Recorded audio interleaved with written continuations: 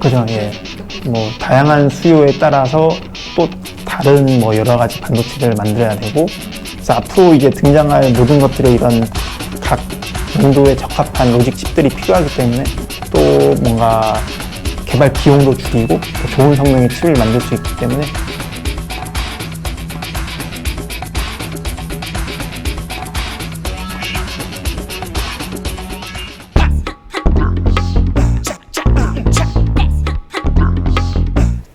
SoC는 이제 시스템 온 칩의 약자고요. 컴퓨터 시스템, 컴퓨터에 필요한 여러 가지 시스템을 하나의 칩으로 구현했다 라는 게 이제 SoC라고 보시면 되는데, 우리가 생각하는 흔한 컴퓨터는 이제 데스크탑 컴퓨터잖아요. 컴퓨터에 보면은 여러 가지 반도체 부품들이 사용되거든요. CPU도 있고, 뭐 GPU도 있고, 메모리도 있고, 뭐 네트워크 카드도 있고, 여러 가지 반도체 이런 부품들이 필요한데, SoC는 그러한 여러 가지 반도체 부품들을 하나의 칩으로 구현을 해서 하나의 칩만으로 컴퓨터 시스템이 구성을 될 수 있게 하나의 칩으로 모아놓은 거고, 사실 우리가 볼 때 SoC는 그냥 하나의 칩이지만 사실 그걸 열어보면 이제 여러 가지의 블록들로 구성되어 있거든요. 여러 가지 블록이라는 거는 아까 말씀드린 각각의 뭐 CPU라든지 GPU라든지 이런 걸 이제 펑셔널 블록이라고 하는데, 그런 블록들을 하나로 모아서 하나의 칩으로 만들어 놓은 게 이제 SoC다 라고 말씀드릴 수 있습니다.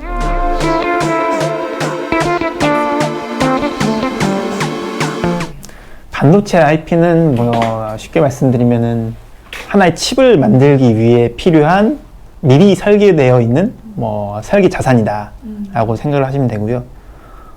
예를 들면 하나의 이런 SoC 이런 걸 만들 때 특히 뭐 엑시노스나 뭐 애플의 A 시리즈 칩이나 이런 SoC들 이런 거 복잡한 거는 IP가 펑셔널 블록들이 수십 개씩 들어가거든요. 근데 이런 모든 팹리스 업체들에서 이런 수십 개의 펑셔널 블록들을 직접 설계해서 이렇게 사용을 할 수 있느냐 하면은 사실 그렇지 않거든요.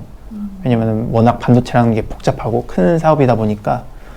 그래서 이제 그런 칩을 만드는 회사들에서는 뭐 물론 뭐 다 만드는 회사가 있을 수도 있겠지만 대부분 이런 필요한 IP들을 그 각각의 이런 IP 업체들한테 사서 이렇게 반도체 칩에 모아서 하나의 SoC를 만드는 식으로 개발을 보통 많이 합니다. 그래서 그런 식으로 미리 검증된 다른 회사에서 만들어 놓은 이런 칩을 만들 때 사용할 수 있는 설계 자산을 이제 반도체 IP라고 생각하시면 됩니다.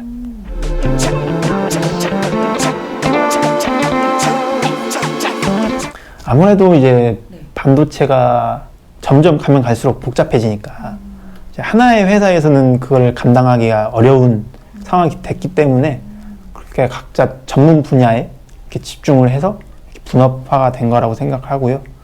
또 뭐 비유를 하자면 자동차 비유를 굉장히 좋아하는데 그 뭐 현대자동차 같은 그런 자동차 업체도 모든 부품들을 다 직접 생산하지 않잖아요. 배터리는 뭐 어디서 사오고 필요한 부품은 다른 데 사오듯이 반도체 시장도 마찬가지로 그런 식으로 분업화가 되어 있고요. 그래서 그런 부품들을 IP라고 부르고 IP를 사서 하나의 완성된 칩으로 만든다 라고 생각하시면 됩니다. 그럼 반도체가 지금 점점 복잡해지는 거야? 아니면 원래부터 복잡했던 거예요? 맨 처음 뭐 사람이 손으로 그려서 회로를 설계하던 시절은 뭐 그렇게 어렵진 않았는데 지금의 반도체 산업은 너무나 복잡하죠. 왜요? 복잡하다. 거는 아무래도 사람들이 더 좋은 성능의 칩을 더 좋은 성능의 칩을 이렇게 원하다 보니까 더 좋은 성능의 칩을 만들기 위해 더 복잡한 구조를 만들고 그러다 보니까 점점 계속해서 복잡해지는 것 같습니다.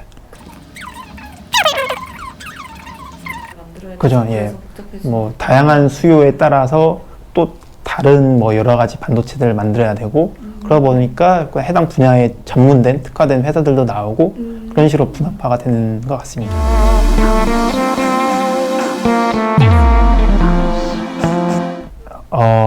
이런 칩 사업을 할 때 이렇게 분업화해서 이렇게 IP를 구매해서 사용한다는 것은 이런 팹리스 업체한테 굉장히 큰 장점이 되는데요. 왜냐면은 이제 직접 그런 펑셔널 블록들을 다 설계할 필요가 없으니까 개발 시간도 단축이 될 거고 또 이미 검증된 IP를 가져다 쓰는 거기 때문에 이런 사업에 있어서 리스크도 줄일 수 있고 또 그런 각자 전문화된 업체에서 만든 IP들을 사용을 함으로써 또 뭔가 개발 비용도 줄이고 더 좋은 성능의 칩을 만들 수 있기 때문에 팹리스 입장에서는 이제 개발 비용도 줄이고 시간도 단축하고 여러 가지 장점들이 있는 것 같습니다.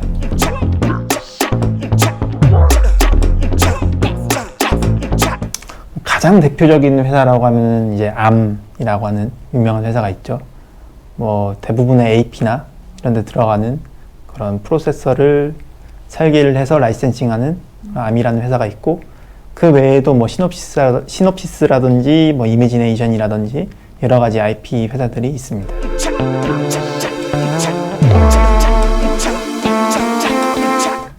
메모리 반도체, 시스템 반도체 둘 다 반도체인데 네. 이제 그 반도체를 어떤 용도로 쓰냐에 따라 차이가 있는 거고요. 메모리 반도체는 데이터를 저장하기 위한 용도로 그 반도체를 사용을 하는 거고, 시스템 반도체, 뭐 로직 칩 이런 거는 이제 데이터를 처리하고 연산하기 위해서 반도체를 사용하기 때문에 반도체를 어떤 용도에 사용하냐, 어떤 목적으로 사용하냐에 따라서 그 두 개를 분류를 할 수 있을 것 같아요.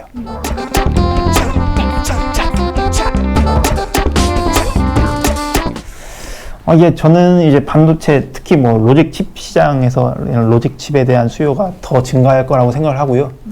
왜냐면 이제 앞으로 다가올 산업들이 뭐 당장 뭐 VR, AR 이런 데도 이제 애플도 그쪽을 위해 특화된 칩을 또 설계를 해서 뭐 설계를 하기도 했고, 아니면 뭐 로보틱스라든지 뭐 자율주행에 따라서 자율주행에 또 특화된 칩이 필요할 거고요. 그래서 앞으로 이제 등장할 모든 것들의 이런 각 용도에 적합한 로직 칩들이 필요하기 때문에 저는 앞으로 이제 더 이제 시스템 반도체 쪽 산업이 성장하고 또 이런 칩 수요가 더 늘어날 거라고 생각을 합니다.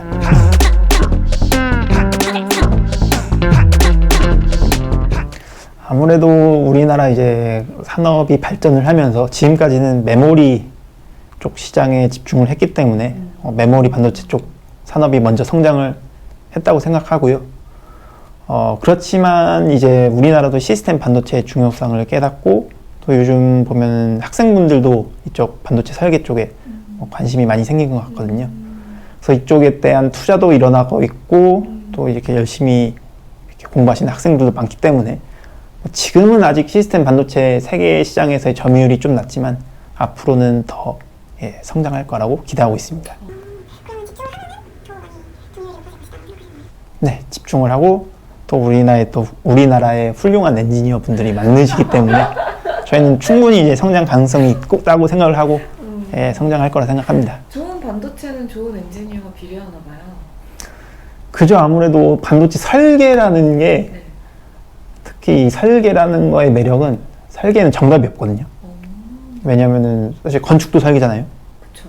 건축에 정답인 설계가 있는 건 아니잖아요. 네, 그쵸. 마찬가지로 이런 반도체 쪽 설계를 하는 것도 정답이 있기보다는 뭔가 다양한 디자인들을 비교하고 해서 조금씩 더 적합한 이렇게 디자인을 찾아 나가는 과정이기 때문에 좀 더 이제 다른 분야에 비해 약간 창의성, 그런 예술가적인 그런 성향도 있어야 된다고 생각하고, 그렇기 때문에 이런 정말 좀 훌륭한 엔지니어들이 많으면 더 좋은 당연히 반도체가 나올 수 있죠. 영어로는 이제 디지털 로직 디자인이라고 하거든요. 결국에 옷을 디자인하는 분들도 이제 그쵸. 옷에 정답이 있는 건 아니잖아요. 반도체도 뭐 유사한 비슷한 점이 있습니다.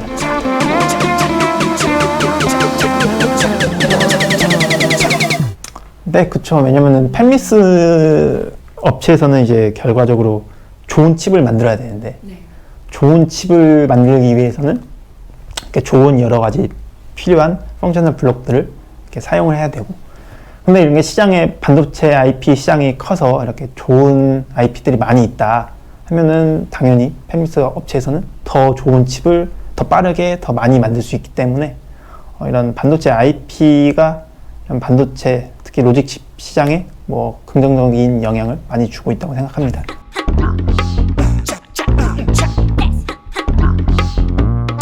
이거는 뭐 사실 원론적인 이야기밖에 말씀 못 드릴 것 같은데, 당연히 가격은 싸고 성능은 좋은 그런 제품을 만들면은 당연히 시장에서 좋겠죠, 반응이. 근데 뭐 보통 반도체에서 성능을 따질 때 흔히 얘기하는 PPA라고 하는데 파워 퍼포먼스 에리어거든요. 그래서 전력은 조금 사용하면서 퍼포먼스는 높고 이렇게 크기는 작은 뭐 그런 IP를 만들면 시장에서 반응이 좋을 거라고 생각합니다.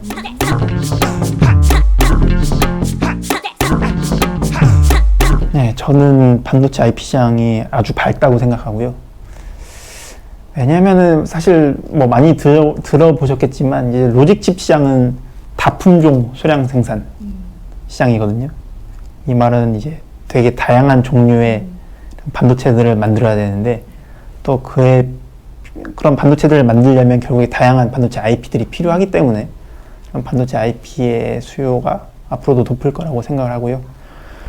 또 지금 이런 반도체 산업의 트렌드 중 하나가 이제 하드웨어 엑셀러레이터라는 부분인데요. 이전에는 이제 어떤 기능을 구현을 하기 위해서 소프트웨어로 구현을 하는 경우가 많았어요. 그래서 그냥 CPU에서 모든 거를 처리하는 그런 메인 프로세서에서 모든 걸 처리하는 그런 시대였는데 그때 그게 이제 어느 순간 더 이상 시장에 먹히지 않았던 게 이제 항상 지금까지는 소프트웨어나 애플리케이션이 복잡해지면 그에 맞춰서 이런 프로세서 CPU도 발달해 왔거든요. 같이 이렇게 성능이 높아지면서 그런 시장이 요구하는 그런 요구에 맞춰서 이렇게 성장을 해왔는데 이제 CPU도 이제 등장한 지 꽤 시간이 지났고 더 이상 이제 예전처럼 이렇게 성장세가 이렇게 성능 퍼포먼스가 막 그렇게 올라가고 있진 않거든요. 그래요? 예. 그래서 요즘 반도체 산업에서 이런 성능을 끌어올리기 위해서 시도하는 것들이 하드웨어 엑셀러레이터들을 사용을 합니다. 그래서 CPU가 처리할 수 있는 건데 그거를 전용 반도체로 설계를 해서 그런 애플리케이션을 구동하는 게 하나의 트렌드거든요. 뭐 다양한 예가 있죠. 뭐 저희가 만드는 그런 비디오 코덱도 하드웨어 엑셀러레이터고요. 그렇죠. 뭐 MPU 그리고 저희가 하는 비디오를 이제 VPU라고 하기도 하거든요. 비디오 프로세싱 유닛. 뭐 DPU라는 것도 있어요. 데이터 프로세싱 유닛이라고 이제 그건 네트워크에 특화된 그런 칩이고. 그래서 이런 식으로 어떤 소프트웨어를 하드웨어로 엑셀러레이팅하는 쪽이 지금 발달을 하고 있고. 또 한 가지 예를 들면 이제 애플 이번에 칩 보면은 레이트레이싱이라는 기능을 하드웨어로 구현을 해서 칩에 넣어놨거든요. 원래 예전에 레이트레이싱 이런 거는 그냥 GPU에서 처리를 하던 건데 그것만을 위한 또 하드웨어를 설계를 해서 이렇게 넣고 그래서 이런 식으로 이런 예전에 소프트웨어로 처리했던 것마저도 지금 이런 하드웨어로 설계를 해 나가는 추세이기 때문에 또 이러한 IP 시장에는 또 굉장히 긍정적인 트렌드라고 생각합니다. 되게 네.